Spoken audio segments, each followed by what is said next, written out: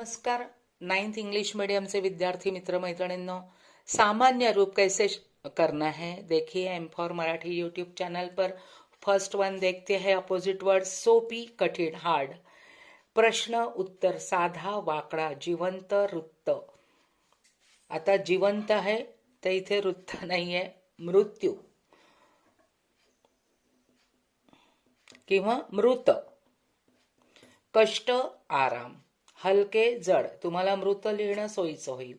सामान्य रूप पायात, तो त ये विभक्ति प्रत्यय काट देना है, पाया आएगा और पाया आएगा सामान्य रूप। क्रमांका से क्रमांका से निकाल लेना है और मूल वर्ड है क्रमांक।